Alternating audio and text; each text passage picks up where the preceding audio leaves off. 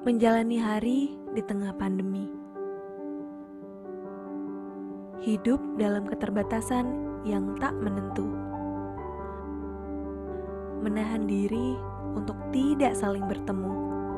Keadaan memaksa kita untuk beradaptasi. Mencari cara agar semua bisa terkendali.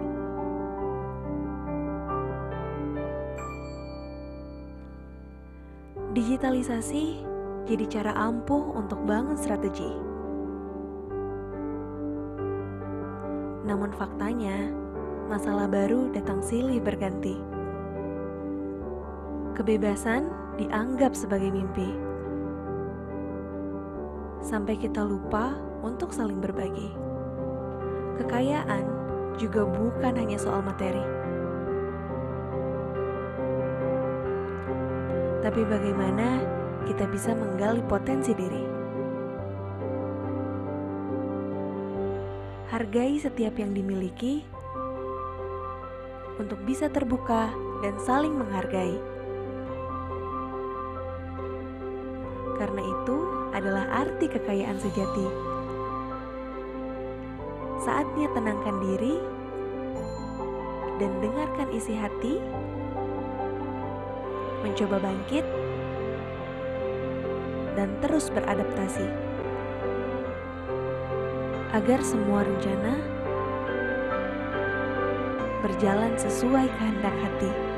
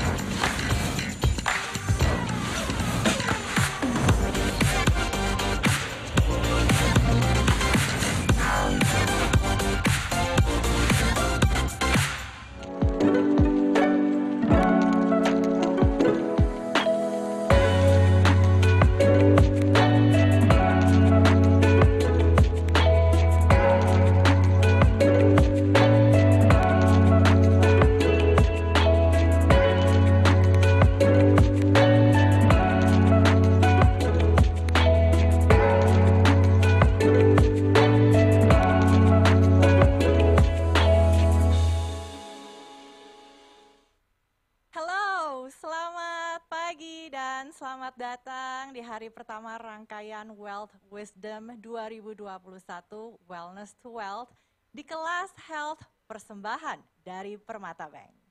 Senang sekali saya Desmona Chandra bisa menjumpai teman-teman semuanya di mana hari ini kita mau membahas atau ngobrol bareng seputar isu kesehatan nih. Dan topik kita hari ini adalah Healthy Food, Healthy Living, persembahan dari Permata Bank Priority dan juga Paramount Land. Isu yang sangat menarik untuk kita ulas apalagi di masa pandemi ini ya, karena kesehatan ini kan adalah sangat penting nih, karena bisa kalau kita sehat maka tubuh kita mampu menangkal serangan virus dan juga penyakit lainnya.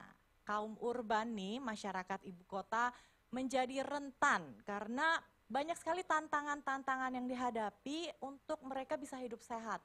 Mulai dari mungkin kegiatan yang sangat padat sehingga membuat mereka sulit untuk memerhatikan apa yang mereka makan, lalu jadwal yang padat juga membuat mereka sulit mencari waktu untuk berolahraga, hingga tuntutan pekerjaan yang membuat mereka makin stres.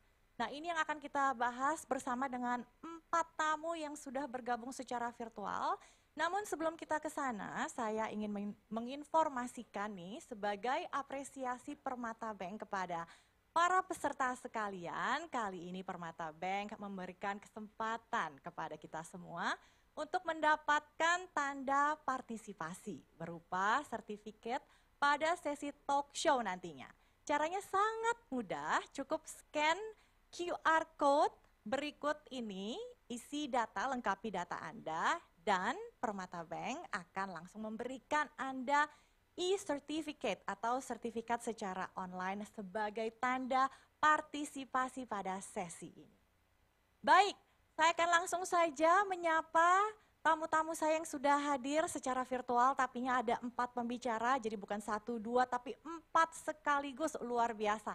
Langsung saja saya perkenalkan mereka satu persatu. Ada Andin Aisyah, penyanyi cantik bersuara emas, siapa yang tidak kenal Andin? Lalu ada Max Mandia, seorang healthy cooking teacher dan juga seorang nutritionist.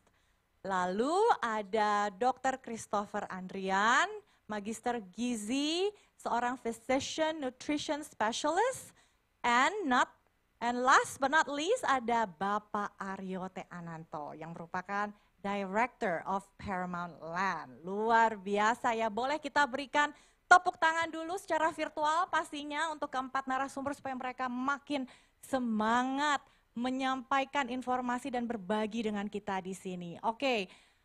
Halo semuanya, saya sudah bisa melihat kalian dari layar. Halo. Oke. Saya akan mulai dari yang paling cantik nih, dari Andin. Lihat ya, kita bisa lihat dari layar kulitnya glowing, ini pasti ada hubungannya dengan healthy lifestyle yang dijalani Andin nih selama bertahun-tahun. Din, boleh dong kita kepo sedikit, pagi ini udah makan apa sih? Pagi tadi sudah makan buah, sudah makan alpukat, kemudian makan nasi merah, tempe orek, dan sayuran. Wah, tuh ya, buah ya. Ayo siapa di sini ngaku yang tadi pagi sarapannya nasi uduk, lontong sayur, atau jangan-jangan mie instan. Wah, gawat banget ya. Din, kenapa sih kamu termotivasi banget? Apa yang mendorong kamu untuk melakukan hal ini, mengadopsi gaya hidup sehat ini? Ya, sebelumnya selamat pagi, menjelang siang semuanya. Senang sekali saya bisa berada di kesempatan kali ini. Kalau ngomongin mengenai gaya hidup sehat, aku rasa akan jadi jauh banget tarikannya ke belakang ya, karena ini kan bukan sesuatu yang terjadi karena ada turning point-nya terus tiba-tiba hari ini nggak sehat besok jadi sehat gitu, nggak seperti itu, tapi ada sebuah rentang waktu yang cukup lama yang terjadi.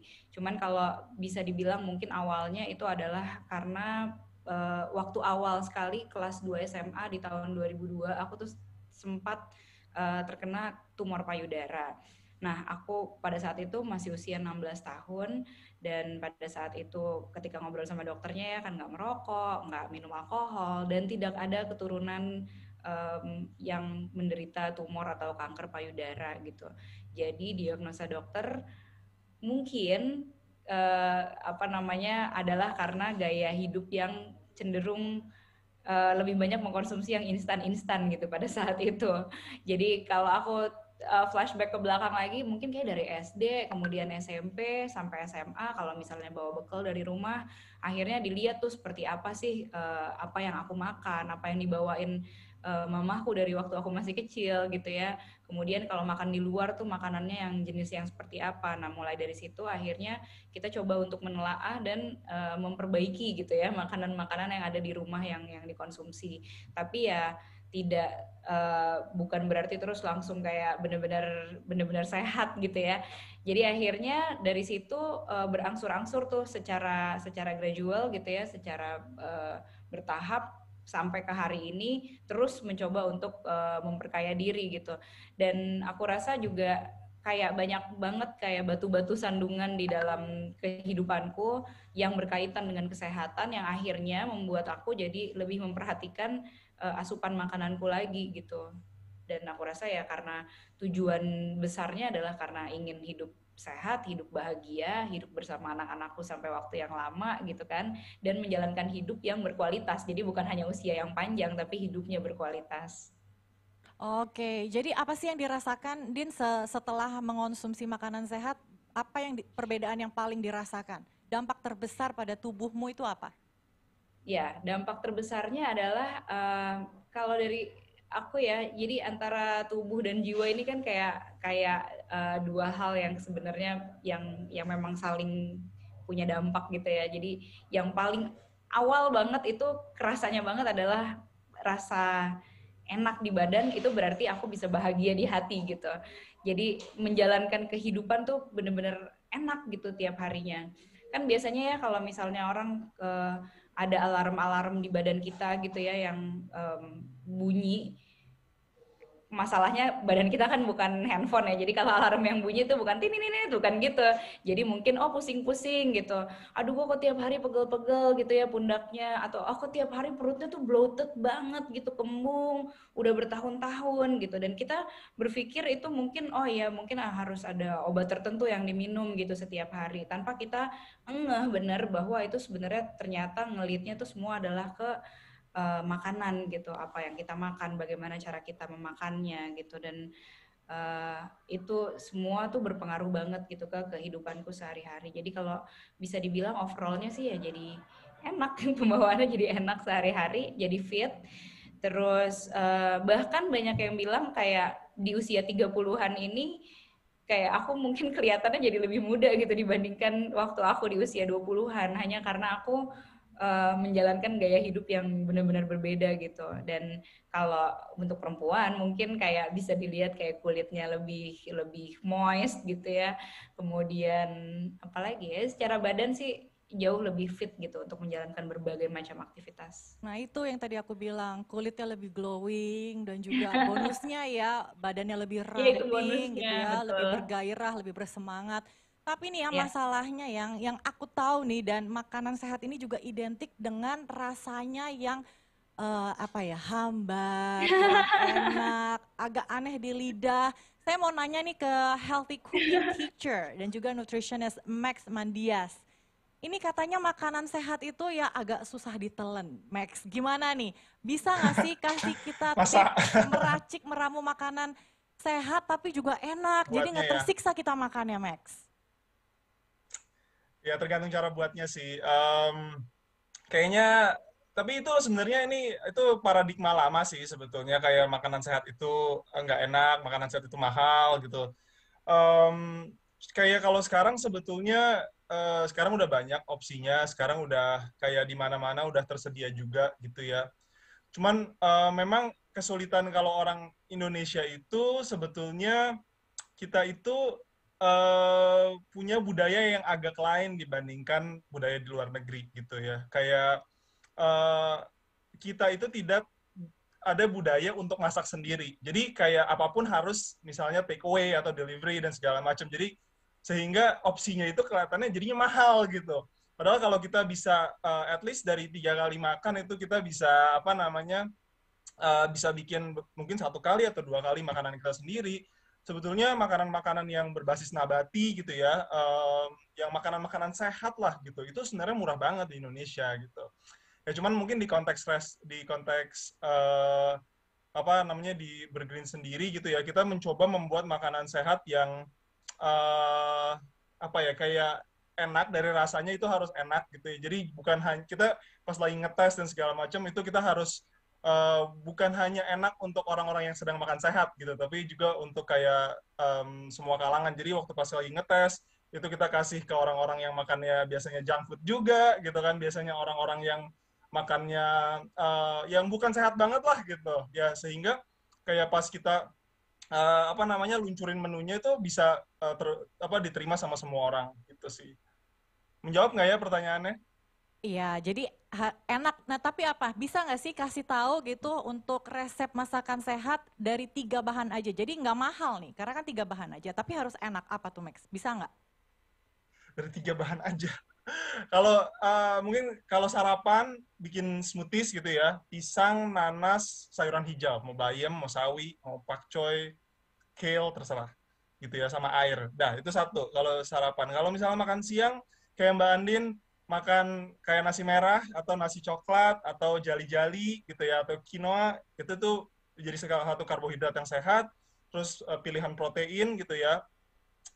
Kalau misalnya sekarang itu, saya sih biasanya berbasis kacang-kacangan, baik itu tempe tahu ya memang, atau kayak kacang merah, kacang hijau, kacang kedelai, dan sebagainya, dan juga sayuran-sayuran sih, kayak biasanya sayuran berkuah gitu ya. Oke, thank you. Nah, ini kan bahan-bahan yang disebutkan Max tadi dan juga yang Andin sudah mention tadi ya, sarapan dia buah, kemudian sayuran, karbohidrat kompleks gitu ya.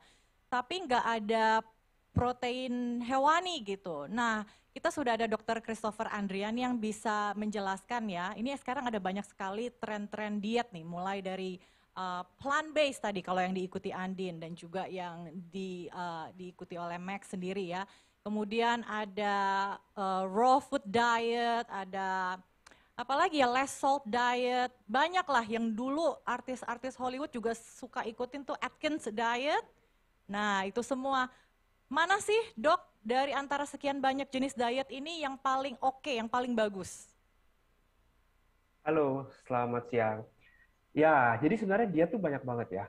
Popular diet kita bilangnya, yang banyak banget beredar. Ada diet keto, ada diet Atkins diet, ada SIRT diet, itu banyak sekali. Yang paling ideal yang bisa kita lakukan selama semua orang, itu adalah sebenarnya yang healthy balance diet. Jadi memiliki kandungan komposisi antara karbohidrat, protein, dan lemak itu yang seimbang. Gitu. Nah, kalau masalah dengan plant-based diet, atau dia vegan atau vegetarian, itu pilihan orang. Bisa-bisa aja. Dengan mengoptimalkan dengan komposisi gizi seimbang tadi. Yang membedakan adalah jenis proteinnya saja. Dia lebih ke arah plant-based diet tadi, ke protein yang vegetable protein. Nah, prinsipnya sama tadi, udah dijelasin sama Mbak Andi, sama Mas Max juga gitu ya. Kita makan satu hari itu bisa 3 kali makan besar. Sarapan pagi, makan siang, makan malam. Di setiap kali makan, diusahakan harus terpenuhi adanya komposisi dari protein, karbohidrat, dan juga lemak. Karbohidrat yang sehat apa sih? Karbohidrat kompleks tentunya. Seperti tadi dijelasin. Seperti mau nasi merah, lalu roti gandum misalnya. Atau ada kayak sayur-sayuran, buah-buahan, itu adalah karbohidrat kompleks. Protein sebenarnya ada dua nih. Ada protein hewani, ada protein nabati. Hewani itu ada telur, ikan, ayam, daging. Nabati nggak terlepas hanya tahu tempe aja. Kacang-kacangan, biji-bijian, edamame gitu ya, tahu tempe, kacang merah, kacang hitam.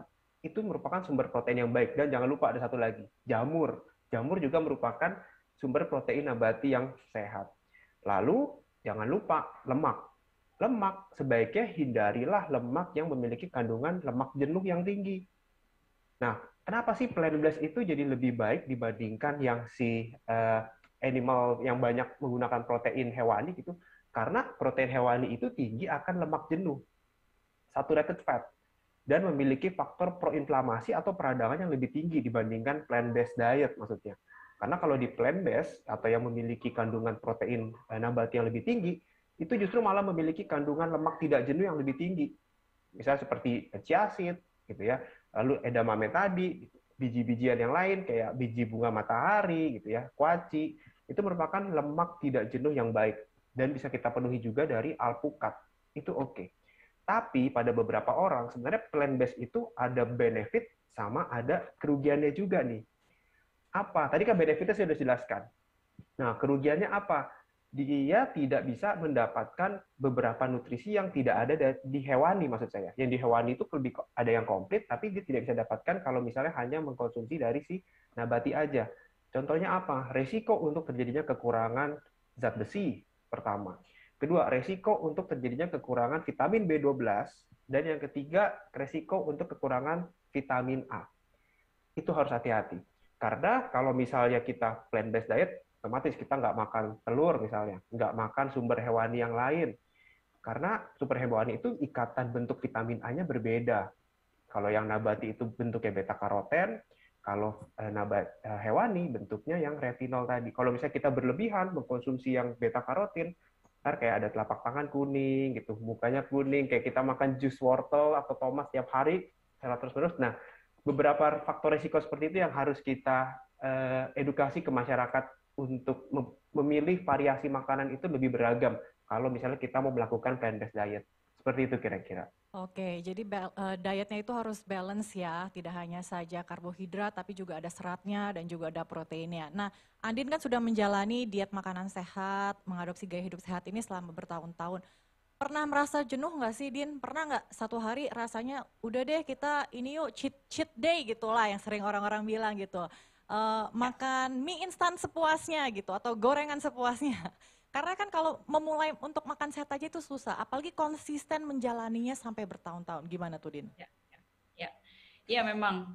Kalau untuk sampai di goalnya itu memang nggak terlalu susah ya. Cuman untuk konsistennya itu aku bisa bilang itu yang memang ya challenging ya.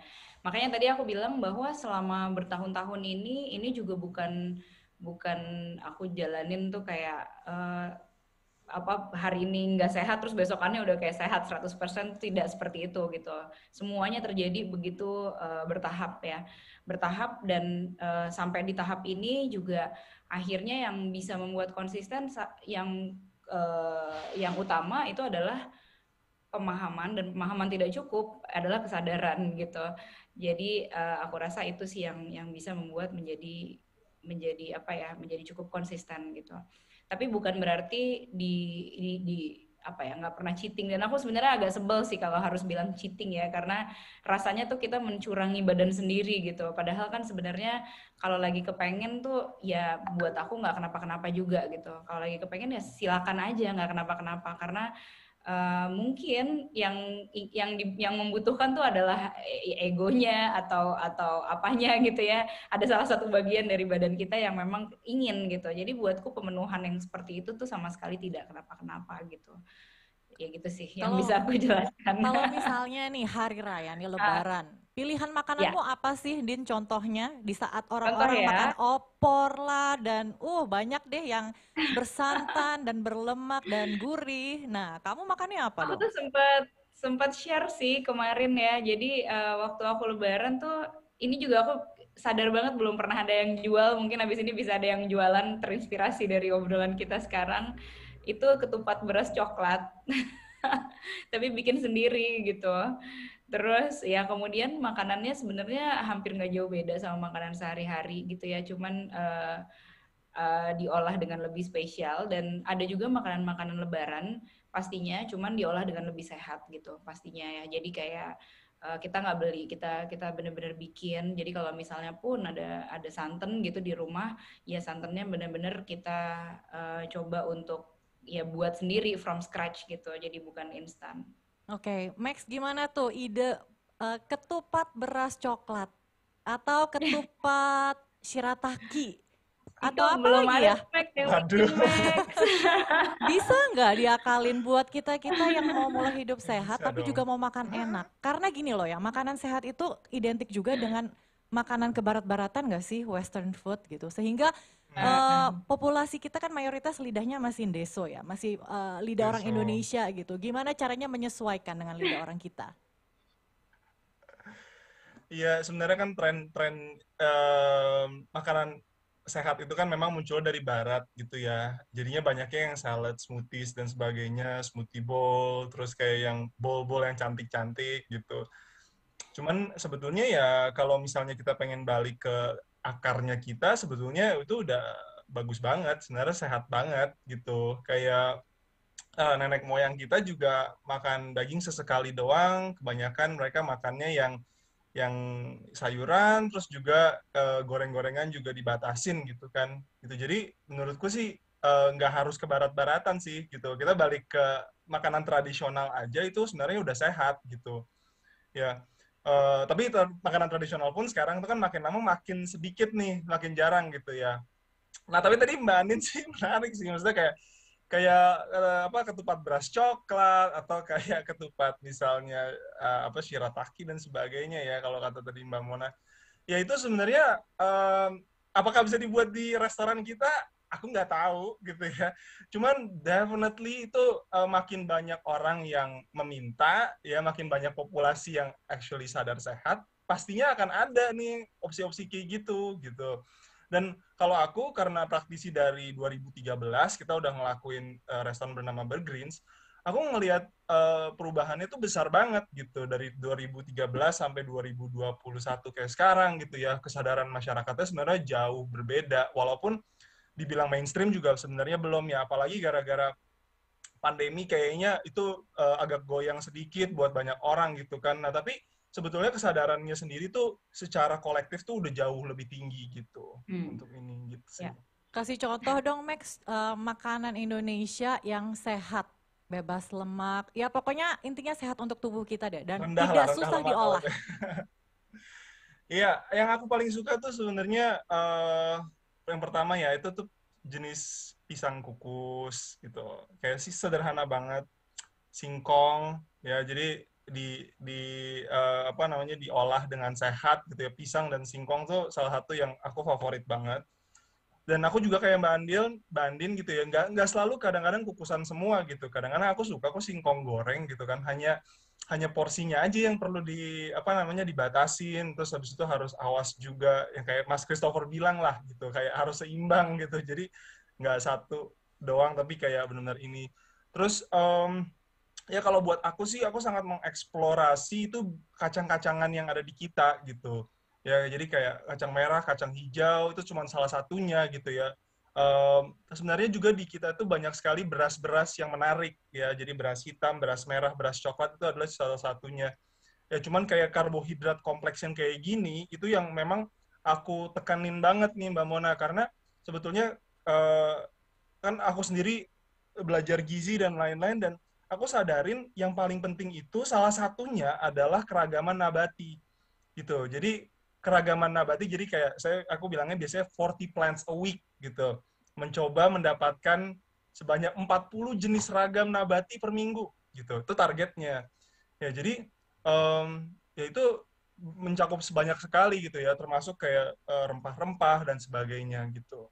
Sayuran hijau, umbi-umbian dan lain-lain. Oke, nah yang disebutkan Andin dan Max tadi kan kebanyakan plant based ya, kacang-kacangan dan lain-lainnya. Nah, tapi di beberapa tahun terakhir nih, pasti pada pernah dengar ya, diet keto. Ini populer banget dan banyak sekali orang-orang tuh yang heboh dengan diet ini, katanya bisa turun berat badan cepet banget dengan dalam kurun waktu yang singkat, dan berat badan yang di shave itu bisa belasan kilo gitu untuk yang obesitas gitu kali ya. Dok, bisa nggak dikasih tahu ke kita apakah diet keto ini sehat dan cocok untuk semua orang? Karena yang dimakan ini kan katanya lemak dan minyak dan sebenarnya enjoy sekali untuk makan makanan itu semua.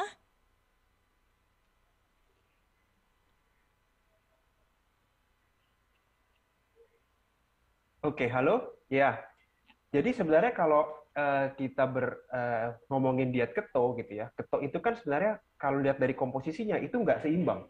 Kenapa? Karena lemaknya itu mencapai 70%, proteinnya mencapai 20%, lalu sisanya itu adalah si karbohidratnya yang hanya sekitar 10%. Jadi dia meminimalisir asupan karbohidrat. Nah, sebenarnya betul yang kata tadi Mbak Mona bilang, kalau keto bisa bikin turun berat badan sangat drastis dan sangat cepat. Memang betul, tapi ada bahayanya juga, karena bisa berdampak buruk kalau misalnya kita lakukan konsumsi dalam jangka panjang. Kenapa? Karena awalnya sebenarnya asal-usul diet keto ini ditemukan untuk pasien-pasien atau orang-orang yang mengalami epilepsi sebenarnya, yang kejang. Supaya menurunkan kadar glukosa di dalam otaknya, dia diet keto, supaya mengurangi onset kejangnya itu. Nah, kalau misalnya kita ngomongin teorinya, 70% dari lemak itu adalah lemak yang tidak jenuh sebenarnya.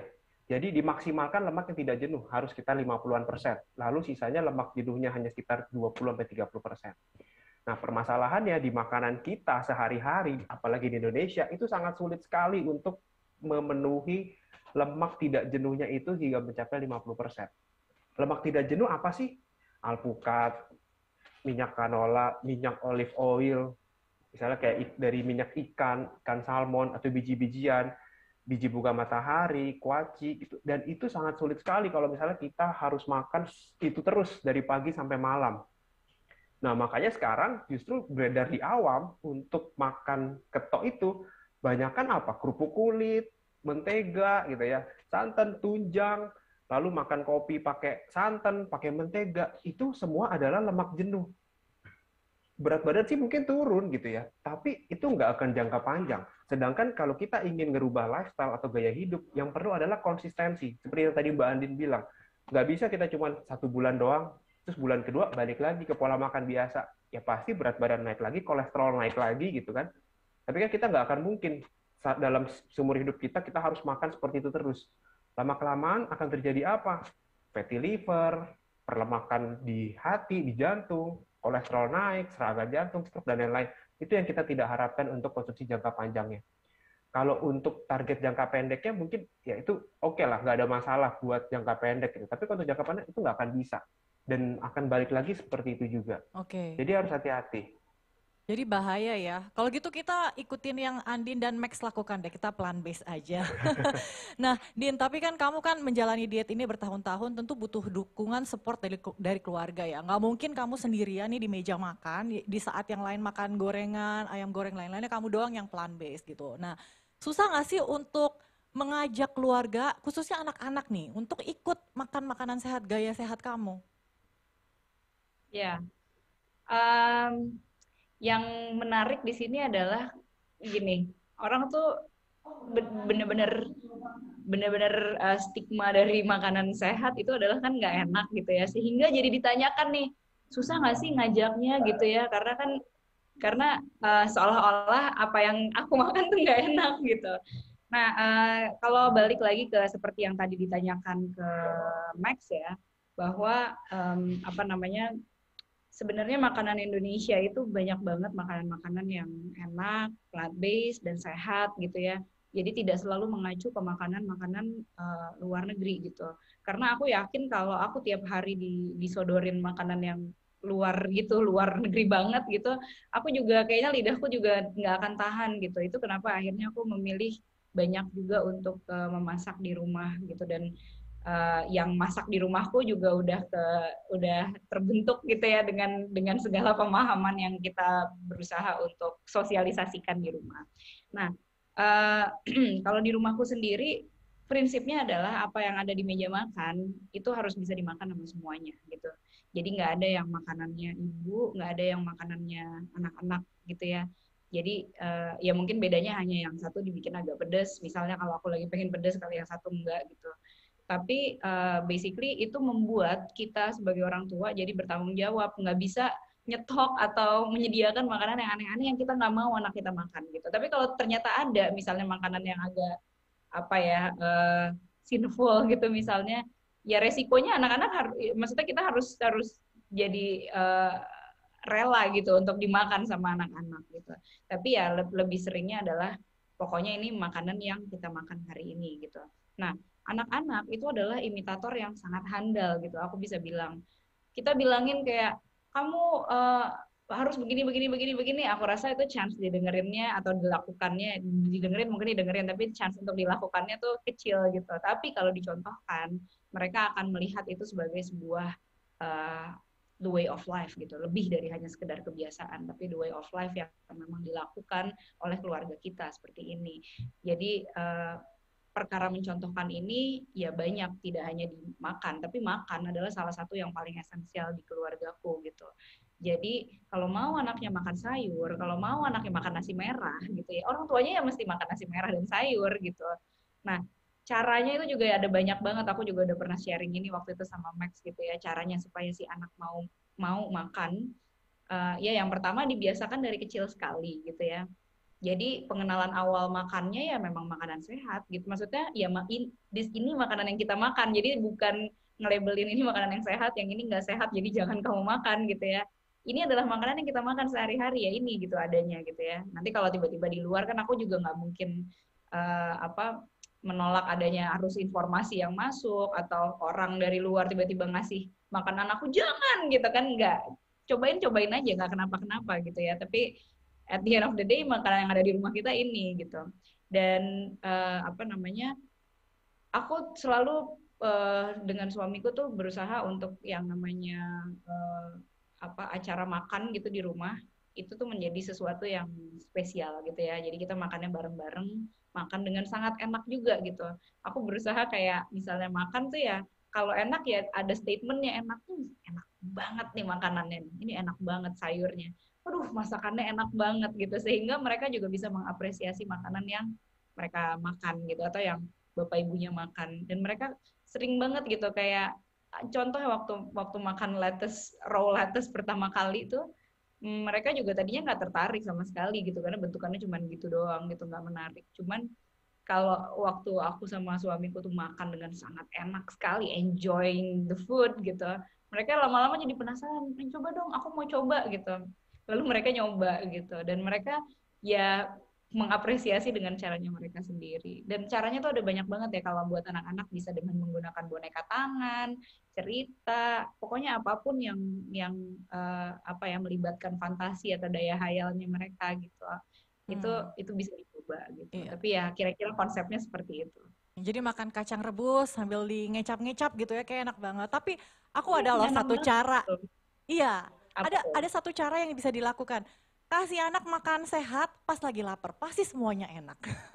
Oh iya benar, Iya itu kan? benar juga. Nah, Max, gimana nih? Ini kan kata Andin nih, untuk membiasakan anak makan makanan sehat harus dari dini, dari kecil memperkenalkan. Boleh dong tips makanan sehat untuk anak-anak? Jangan sampai mereka di sekolah ngiri, ih kok meja sebelah ada yang kriuk-kriuk kok makanan saya ini. Gimana tuh Max? Meramu makanan sehat untuk anak.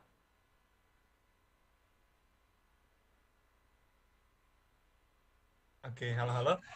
Oke, meramu makanan sehat untuk anak sebetulnya ya yang pasti kita harus tahu temennya bawa apa gitu ya. Apa yang biasanya dibawain buat bekal gitu. Jadi jangan jangan dibiasakan maksudnya oh karena ibunya makannya apa namanya sehatnya itu kayak yang lebih sehat daripada anak-anak terus habis itu dibawainnya ke bekalnya yang itu enggak. Cuman maksudnya mereka kan akan mengcompare ya gitu ya ini terutama kalau lagi sekolah ya konteksnya ya. Ya berarti kita harus tahu sebenarnya standarnya seperti apa sih kalau bekal-bekal sekolah. Jadi si ibunya sendiri atau orang tuanya lah siapa tahu kadang-kadang bapak juga masakin gitu ya harus buat yang sejenis yang sehat gitu ya. Jadi pasti ada nasinya ya kan atau kayak karbohidratnya lah gitu. Terus juga kalau bisa warna-warni gitu, kalau bisa warna-warni. eh Dulu kalau aku pas kecil gitu ya, pas dibawain dan mamaku juga nggak tahu tentang gizi gitu, aku cuma dibawain nasi sama chicken nugget gitu kan.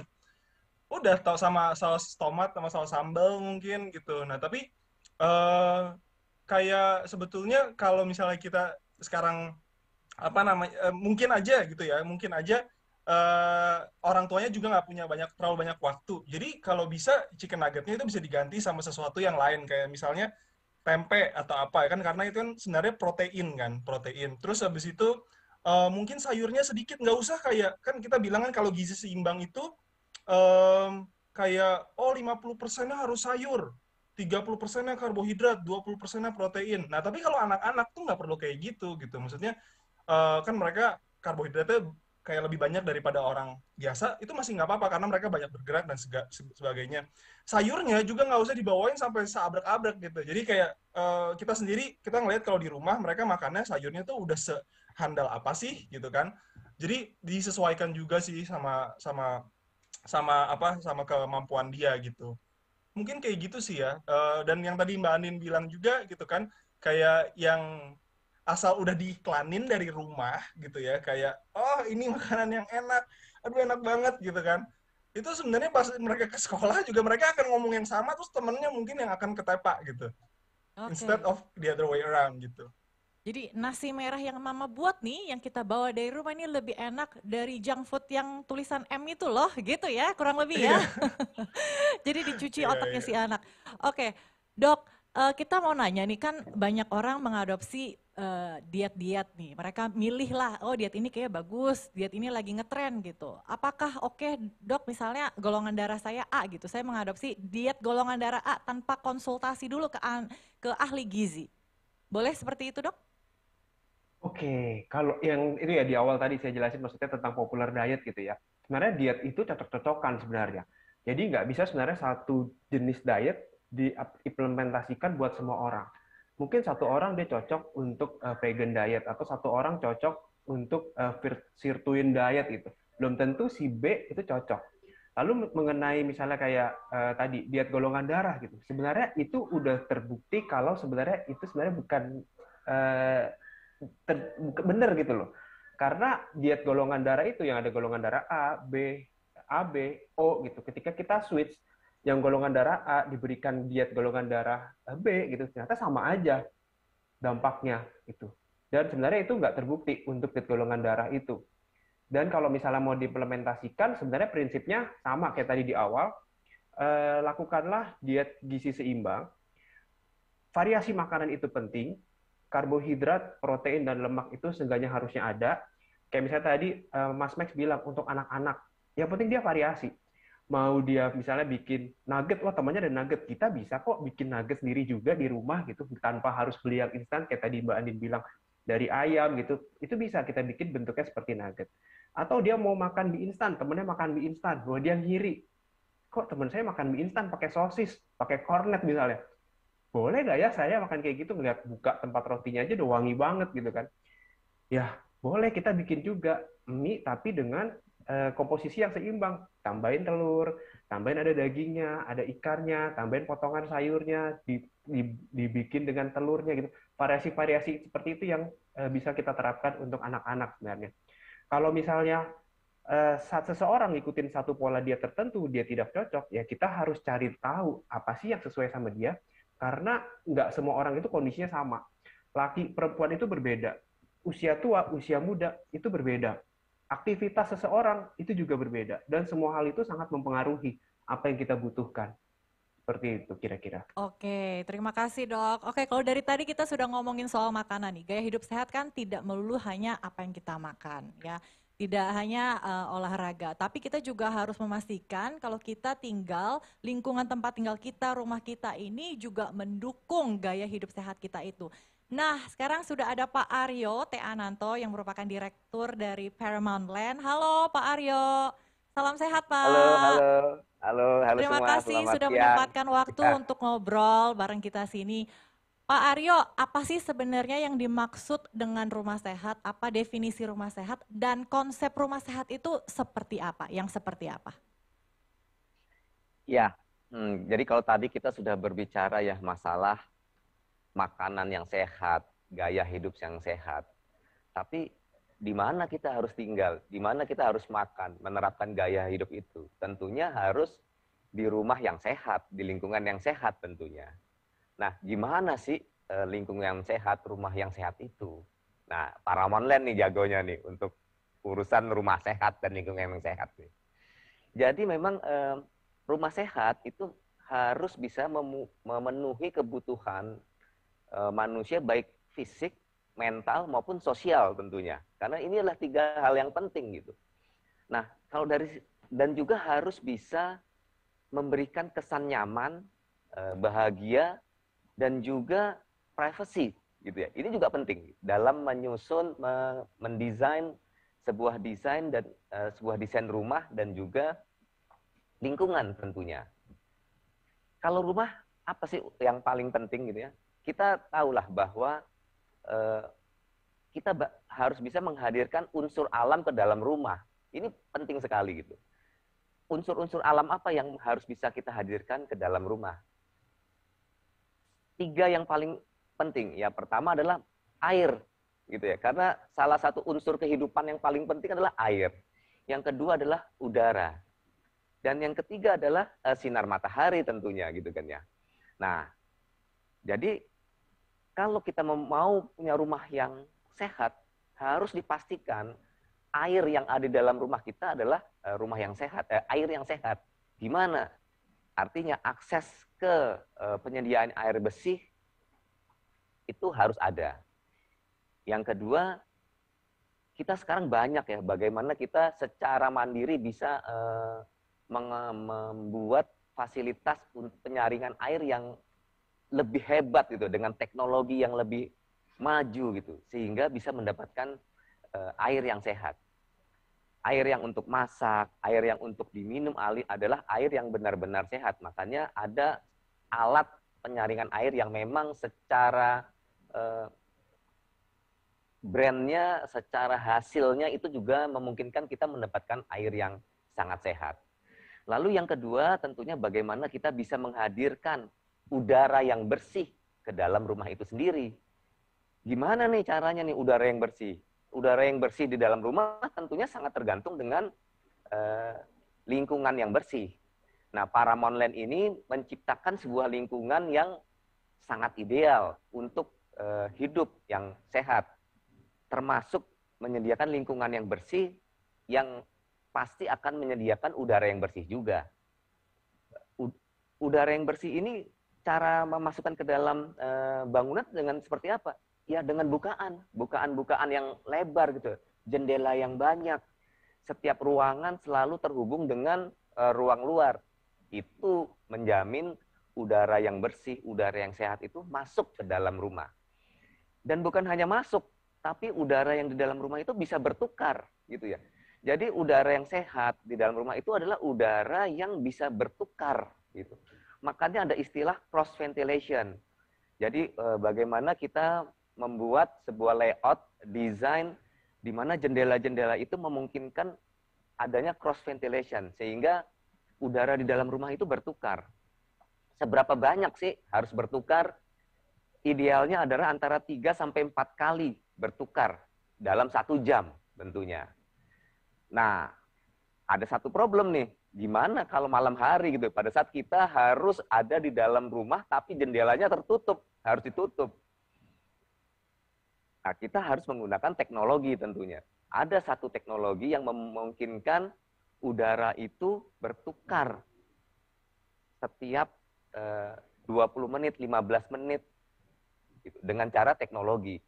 Cobalah kita bayangin nih ya, kalau kita ada di dalam ruangan kamar kita, apalagi ini sekarang banyak orang kerja di dalam rumah gitu kan, atau anggaplah kita tidur di rumah.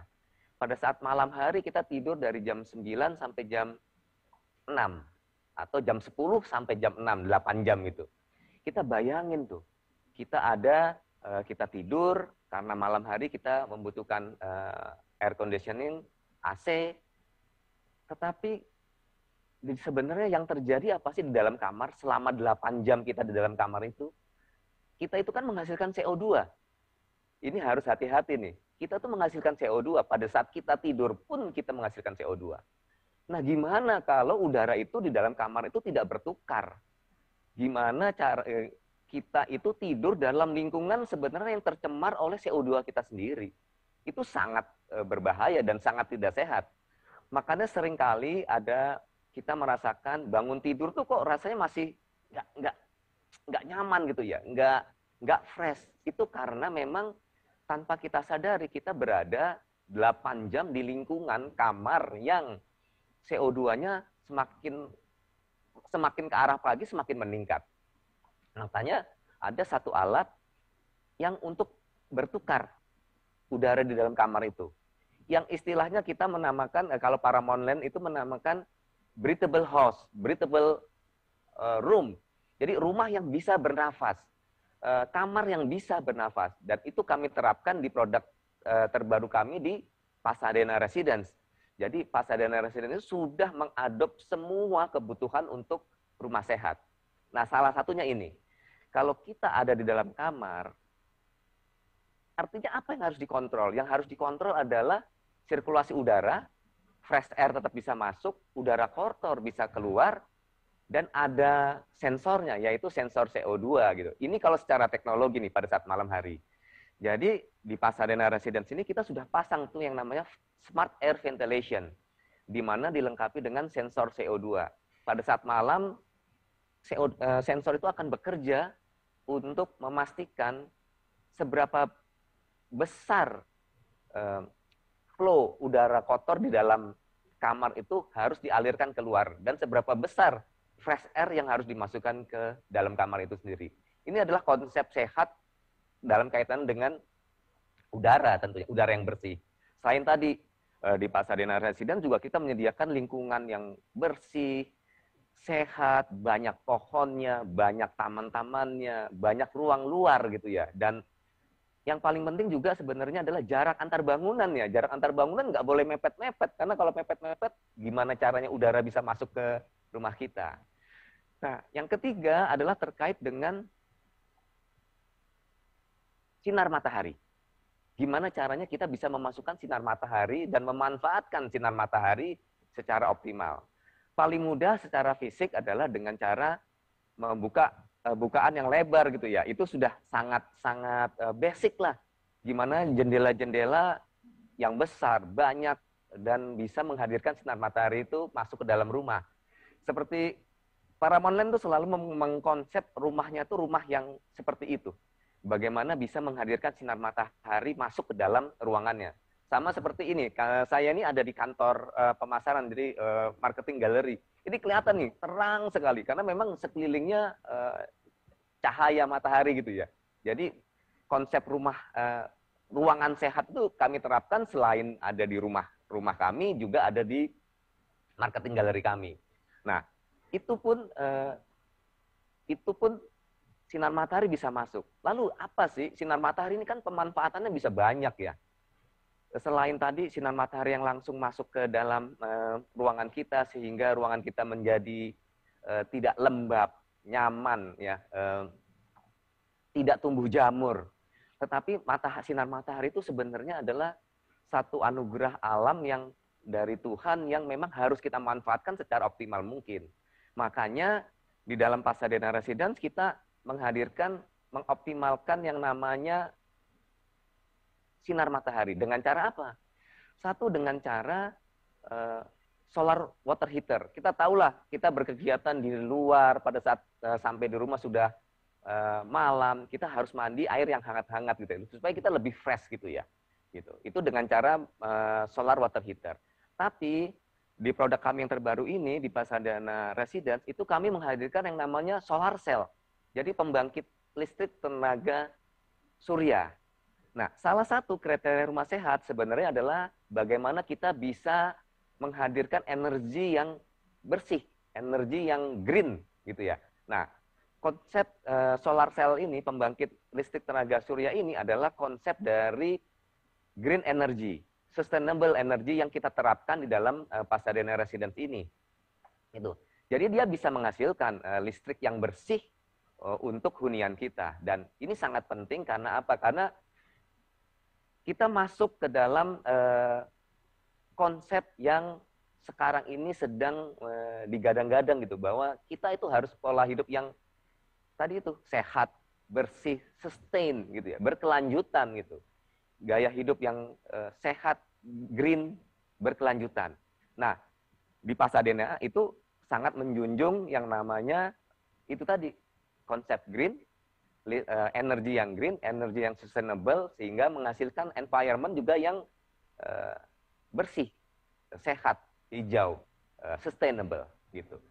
Dan ini baru berbicara masalah bangunannya kan ya, tapi di lingkungan juga harus seperti itu.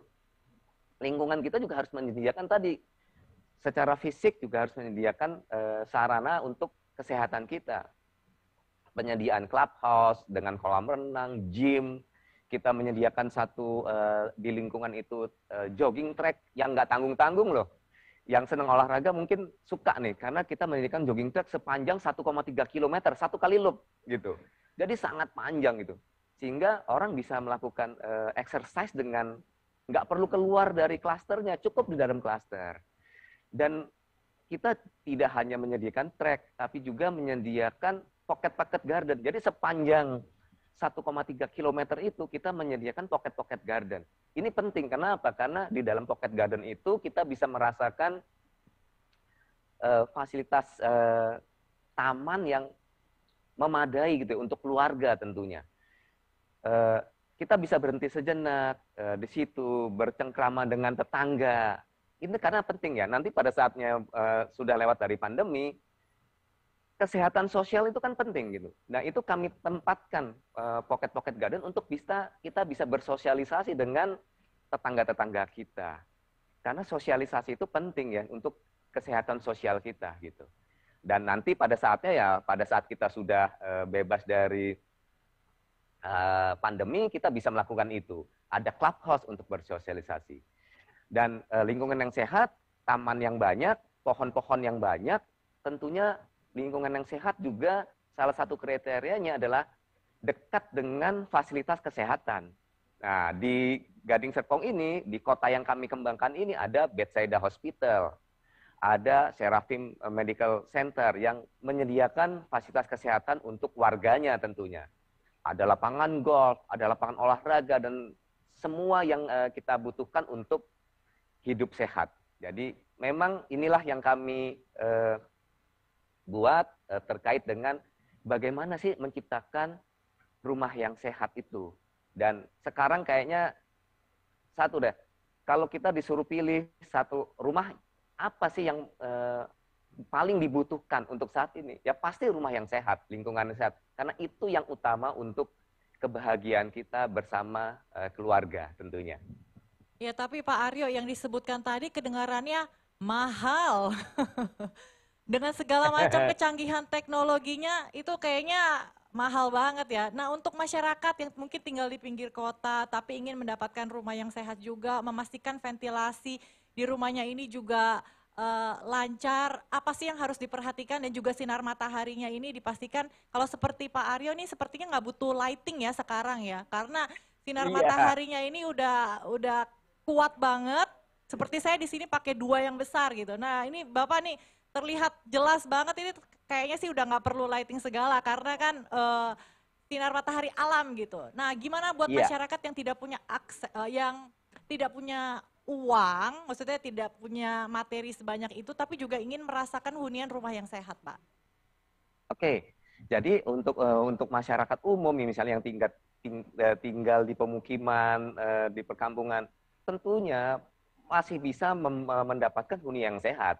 Yang pertama adalah jangan berilah bukaan yang besar di setiap rumah. Itu paling penting. Bagaimana itu tadi tetap menghadirkan udara yang bersih, sinar matahari yang bersih. Karena ini bisa diterapkan di setiap rumah. Ini yang penting. Yang kedua adalah sisakan sedikitlah huniannya untuk ada teras. Teras ini penting gitu ya. Teras itu kita bisa beraktivitas di teras itu. Kita bisa berjemur untuk menambah pasokan sinar matahari ke dalam badan kita. Kita bisa melakukan exercise ya, exercise kecil karena sekarang ini kan orang itu pasti butuh gitu untuk exercise.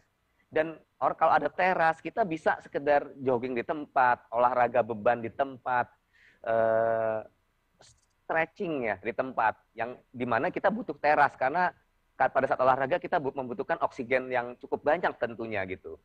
Dan tentunya sekarang ini di pemukiman-pemukiman itu pemerintah daerah juga sudah menyediakan yang namanya taman-taman kota gitu ya. Kita bisa gitu lari ke taman kota. Taman-taman yang memang sudah disediakan oleh pemerintah untuk melakukan kegiatan-kegiatan yang sifatnya exercise untuk kesehatan. Nah, gimana nih caranya untuk menghadirkan tadi hijau ya, ruang hijau di dalam pemukiman kita yang kadang-kadang padat, kadang-kadang rumahnya juga tidak terlalu besar. Sebenarnya yang namanya konsep berkebun secara urban itu menjadi penting gitu. Di rumah saya sendiri itu saya sudah menerapkan konsep penanam sayur gitu ya di dalam rumah dengan konsep apa tuh hidroponik gitu ya. Jadi sebenarnya menanam sayur secara urban dengan cara sistem hidroponik itu menjadi mudah untuk dilakukan. Di lahan bagaimana menerapkan lahan yang sempit bisa memenuhi kebutuhan sayur hijau, udara yang bersih gitu. Dan memang itulah yang bisa kita lakukan. Terus gimana lagi ya? Misalnya di dalam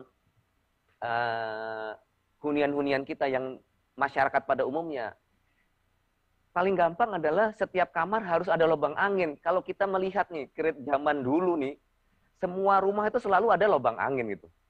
Itu penting gitu ya. Karena apa? Karena memungkinkan, lubang angin itu memungkinkan udara di dalam hunian kita itu bertukar.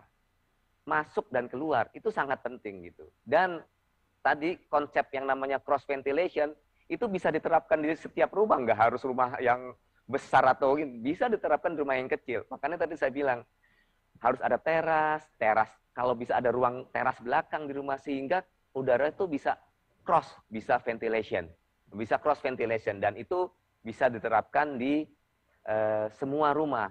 Di samping untuk hidup sehat, yang perlu kita pelihara adalah sanitasi tentunya ya. Kebersihan dari rumah, kebersihan dari kamar mandi, kebersihan dari dapur nih, tempatnya kita masak ya, yang tadi penting gitu kan. Itu juga harus bersih, harus dirawat, harus terbebas dari jamur ataupun serangga-serangga yang merugikan kesehatan kita. Jadi rumah sehat itu nggak selalu harus mahal ya, Pak Aryo ya? Iya dong. Dan kita juga di Paramount Land menyediakan rumah mulai dari semua grade, mulai dari yang kelas menengah atas, semuanya dengan konsep sehat, nggak usah takut gitu. Dan produk Paramount pasti sudah mengacu pada semua kriteria rumah sehat. Luar biasa, terima kasih Pak Aryo, terima kasih juga Andin, Max, dan Dr. Christopher. Seru sekali perbincangan kita hari ini, jadi kita tahu ya, kekayaan itu bukan melulu soal materi, kekayaan itu ada dalam kesehatan fisik kita dan hati kita, jadi mulailah sayangi diri kita sendiri dengan mengonsumsi makanan yang bernutrisi, melakukan aktivitas fisik, berolahraga secara rutin setiap hari kalau bisa, dan pastikan lingkungan tempat tinggal Anda ini bersih dan juga asri. Nah, kalau mindset itu sudah ditanamkan dan kebiasaan itu sudah dijalankan, niscaya akan membawa hidup kita ke arah yang lebih baik lagi. Dan teman-teman, jangan lupa saya ingatkan kembali untuk boleh mendapatkan sertifikat di kelas ini. Caranya sangat mudah, cukup scan QR code berikut ini ya, yang ada di layar Anda, isi data Anda, dan Permata Bank akan memberikan Anda sertifikat secara online atau e-certificate sebagai tanda apresiasi telah berpartisipasi pada sesi ini. Boleh kita berikan tepuk tangan sekali lagi untuk semua pembicara kita dan teman-teman yang sudah berpartisipasi dari awal hingga akhir bersama saya di Wealth Wisdom, Healthy Food, Healthy Living. Terima kasih juga untuk Permata Bank, Priority, dan Paramount Land, dan para sponsor dan media partner lainnya yang tidak bisa saya sebutkan satu persatu.